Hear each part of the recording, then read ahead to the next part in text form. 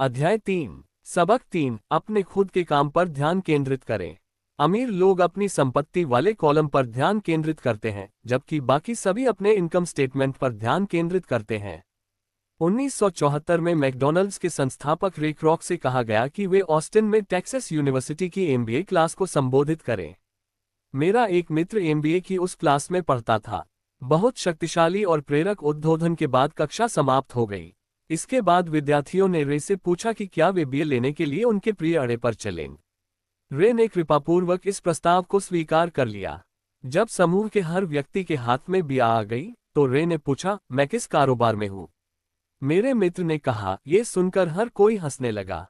MBA के ज्यादातर विद्यार्थियों ने सोचा कि रे ये सवाल मजाक में पूछ रहे हैं। किसी ने जवाब नहीं दिया, इसलिए रे ने दोबारा पूछा, तुम्हें क्या लगता है, मैं किस कारोबार में हूँ? विद्यार्थी एक बार फिर हंस दिए और आखिर एक बहादुर लड़के ने जोर से कहा, रे, दुनिया में ऐसा कौन है जो यह नहीं जानता कि आप हैमबर्गर बिजनेस में हैं? रे मुस्कुराए। मुझे मालूम था तुम लोग यही कहोगे। वे ठहरे और फिर उन्होंने जल्दी से आगे जोड़ दिया, देवियों और सज्जना, मैं हैमबर्गर के कारोबार में नहीं हूं। मेरा कारोबार तो रियल एस्टेट है। जैसा मेरे मित्र ने बताया, रे ने अपने दृष्टिकोण को काफी विस्तार से स्पष्ट किया। रे जानते थे कि बिजनेस प्लान में कारोबार का बुनियादी केंद्र हैमबर्गर फ्रेंचाइजी बेचने पर था, लेकिन उन्होंने हर फ्रेंचाइजी के स्थान पर से नजर नहीं हटाई। वे जानते थे कि हर फ्रेंचाइजी की सफलता में जमीन और इसका स्थान सबसे महत्वपूर्ण घटक थे। बुनियादी तौर पर जो व्यक्ति रे क्रॉक की कंपनी की फ्रेंचाइजी खरीद रहा था, वह उसके नीचे की जमीन भी खरीद रहा था। आज मैकडॉनल्ड्स संसार में रियल एस्टेट का सबसे बड़ा मालिक है, जिसके पास कैथोलिक चर्च से भी ज्यादा भूमि है। मैकडॉनल्ड्स के पास अमेरिका और पूरे संसार के सबसे मूल्यवान चौराहे तथा नुक्कड़ हैं। मेरा मित्र इसे अपने जीवन के सबसे महत्वपूर्ण सबकों में से एक मानता है। आज वह कार धोने वाले गैराजों का मालिक है, लेकिन उसका कारोबार उन गैराजों के नीचे जमीन है। 20 साल पहले आज, फास्ट फॉरवर्ड 2007, मैकडॉनल्ड्स 7-11 और केएफसी 3 सबसे बड़े फ्रेंचाइजी ब्रांड्स का स्थान कायम रखे हुए हैं।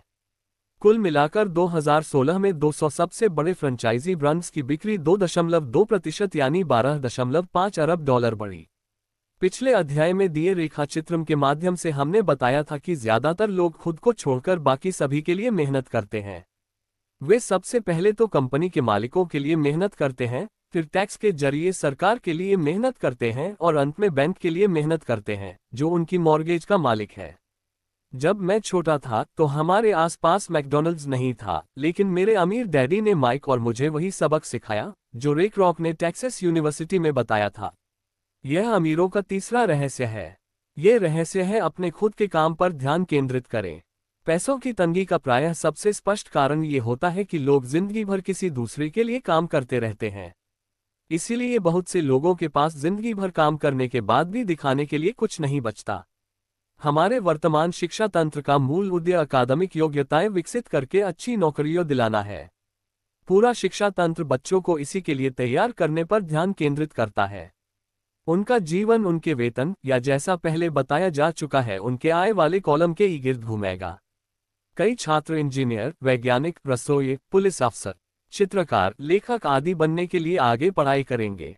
ये पेशेवर योग्यताएं उन्हें नौकरी पाने और पैसे के लिए काम करने की अतिरिक्त काबिलियत मुहैया कराती हैं। लेकिन आपके पेशे और आपके खुद के काम में एक बड़ा फर्क है। अक्सर मैं लोगों से पूछता हूं, आपका खुद का काम क्या है? और वे कहेंगे, ओह, मैं बैंकर हूं। फिर मैं उनसे पूछता हूं कि क्या वे बैंक के मालिक हैं? आमतौर पर उनका जवाब होता है, नहीं, मैं तो वहां नौकरी करता हूं। इस उदाहरण में उन्होंने अपने पेशे और खुद के काम को एक ही मान लिया था। उनका पेशा तो बैंकर का हो सकता है, लेकिन उनका खुद का काम कुछ भी नहीं है।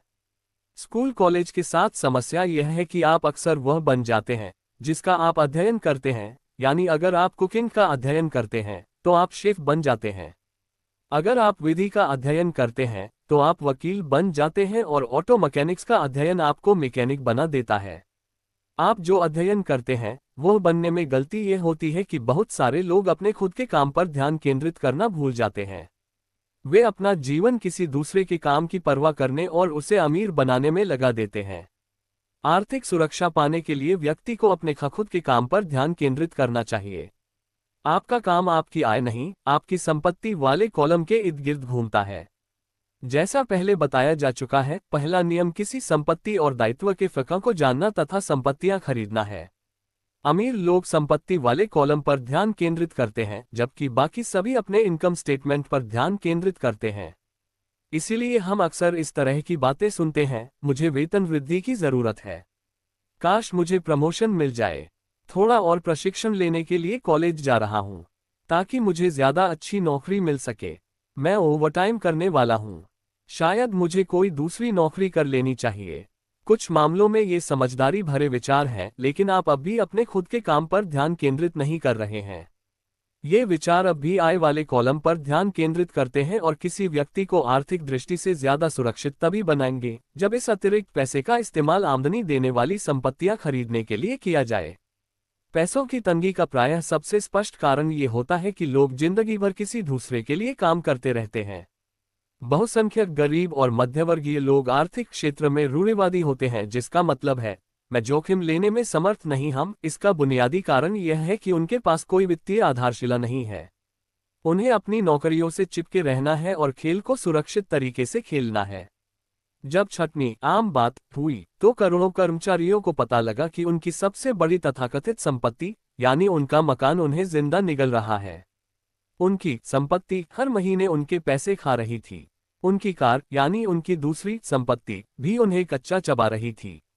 गैराज में रखे $1000 के गोल्फ क्लब्स अब $1000 के नहीं रह गए थे। नौकरी की सुरक्षा के बिना अब उनके पास दूसरा कोई सहारा ही नहीं बचा था। उन्होंने जिन्हें संपत्तियां माना था, वे आर्थिक संकट के दौर में उनकी कोई मदद नहीं कर सकती थीं। मैं मानता हूं कि हमें से ज्यादातर लोगों ने किसी मकान या कार को खरीदते समय कर्ज का आवेदन फॉर्म भरा होगा। नेटवर्थ वाले खंड पर नजर डालना हमेशा रोचक।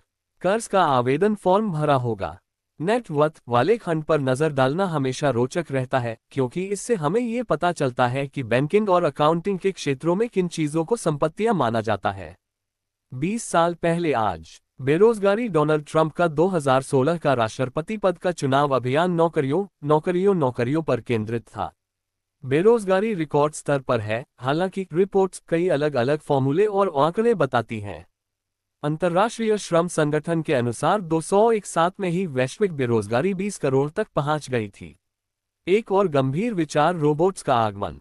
एक बार मैं लोन चाहता था, लेकिन उस वक्त मेरी आर्थिक स्थिति बहुत अच्छी नहीं दिख रही थी। इसलिए मैंने संपत्ति वाले कॉलम की संख्या बढ़ाने के लिए अपने नए गोल्फ क्लब्स, मेरी पेंटिंग्स, पुस्तकें, इलेक्ट्रॉनिक्स, अरमानी के सूट, कलाई घड़ी, जूते और दीगर चीजें भी शामिल कर लीं। मेरे लोन के आवेदन को इसलिए ठुकरा दिया गया क्योंकि रियल एस्टेट में मेरा बहुत ज्यादा निवेश था। लोन मंजूर करने वाली समिति को ये पसंद नहीं आया कि मैं किराए से इतना ज्यादा पैसा कमाता था। वे जानना चाहते थे कि मेरे पास तनख्वाह वाली सामान्य नौकरी क्यों नहीं है। उन्होंने अरमानी सूट, गोल्फ क्लब्स या पेंटिंग कलेक्शन पर कोई आपत्ति नहीं की। जब आप सामान्य सोचे में नहीं ढलते हैं तो जीवन कई बार मुश्किल होता है। मैं हर बार सिहर जाता हूं जब भी मैं किसी के मुंह से सुनता हूं कि उसकी नेटवर्थ 10 लाख या $1 लाख है।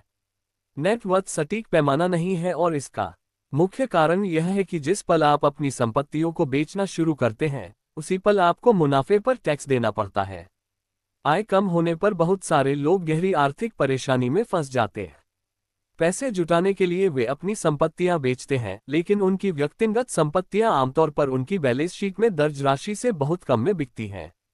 दूसरी ओर, अगर संपत्तियां बेचने से मुनाफा हो जाए तो भी उस पर टैक्स लगता है, यानी एक बार फिर सरकार अपना हिस्सा ले लेती है और कर्ज से बाहर निकलने के लिए जुटाई जाने वाली राशि को कम कर देती है। इसीलिए मैं कहता हूं कि किसी की नेटवर्थ अक्सर उसके अनुमान से कम होती है। अपने खुद के काम पर ध्यान केंद्रित करना शुरू करें। दिन की नौकरी करते रहें, लेकिन असली संपत्तियां भी खरीदना शुरू करें। ऐसे दायित्व या निजी सामान ना खरीदें जिन्हें एक बार घर लाने के बाद उनका मूल्य कम हो जाए। जिस पल आप किसी नई कार को शोरूम चलाकर बाहर लाते हैं, उसकी कीमत लगभग 25% कम हो जाती है, यानी यह सच्ची संपत्ति नहीं है, हालांकि आपका बैंकर इसे संपत्ति की सूची में लिखने देता है। मैंने अपने $400 के नए गोल्फ टाइटेनियम ड्राइवर से जिस पल खेलना शुरू किया, उसी पल उसका मूल्य घटकर $150 हो गया। खर्च कम रखें, दायित्व कम करें और ठोस संपत्तियों की नींव डालने के लिए मेहनत करें। जो युवा अब तक घर छोड़कर नहीं गए हैं, उनके लिए यह महत्वपूर्ण है कि उनके माता पिता उन्हें संपत्ति और दायित्व का फर्क सिखा दें। वे घर छोड़कर जाएं, शादी करें, मकान खरीदें, बच्चे पैदा करें और जोखिम भरी वित्तीय स्थिति में अटक जाएं, नौकरी से चिपके रहें और हर चीज उधार पर खरीदें, इससे पहले ही उनसे ठोस संपत्ति वाले कॉलम को बनवाना शुरू करें। मैं बहुत सारे युवा दंपतियों को देखता जो विवाह के बाद एक ऐसी जीवनशैली में उलझकर रह जाते हैं जो उन्हें नौकरी के अधिकतर वर्षों में कर्ज से बाहर नहीं निकलने देगी। जब आखिरी बच्चा बड़ा होकर घर से चला जाता है, तब माता पिता को एहसास होता है कि उन्होंने रिटायरमेंट के लिए पर्याप्त तैयारी नहीं की है। अब वे थोड़ा पैसा बचाने का अभियान छेड़ देते हैं, लेकिन तभी उनके खुद के माता पिता बीमार हो जाते हैं और उन पर नई जिम्मेदारियां आ जाती हैं। अगले भाग के लिए लाइक और सब्सक्राइब करना ना भूलें। अगला भाग कल सुबह के 6 बजे पर इसी चैनल पर अपलोड होगी।